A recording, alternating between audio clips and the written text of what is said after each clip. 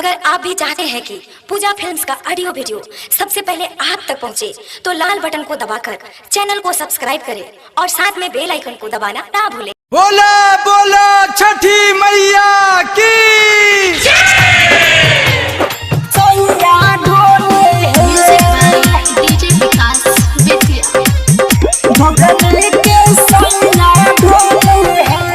पूजा प्यारा लागिला, सबसे न्यारा लागिला, नदी के किनारा लागिला, धीरे तो बड़ा लागिला, खीरा के पतैया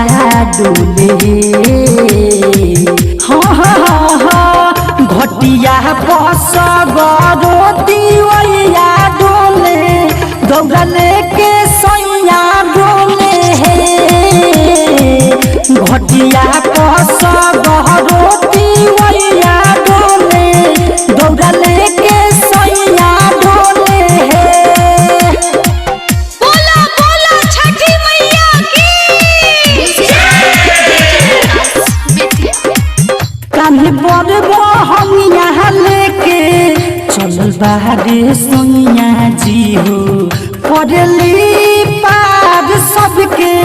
मैया छठी मैया जी हो। लागेला सुपर हीरो छठी घाट जब अवध दिवस हो, पानी में खड़ा होके आदित्य देव आशीर्वाद ले बस हो, पानी के पतैया डोले घटिया पस गरोती वैया डोले, दौड़ा लेके सैया डोले घटिया पस गरोती वैया डोले, दौड़ा लेके सैया डोले। प्रेम से बोली छठी मैया की देवर जी से मुखिया लेके खुशी भरे चलल बारी, छठी माई के भगती में कार्तिक से ढलल बारी, अवधेश क्रांति खूबे छोड़ा तारे लेके अनुवाई बम हो, अजय अंबानी पिया चलेला जब लागे एक दम हो,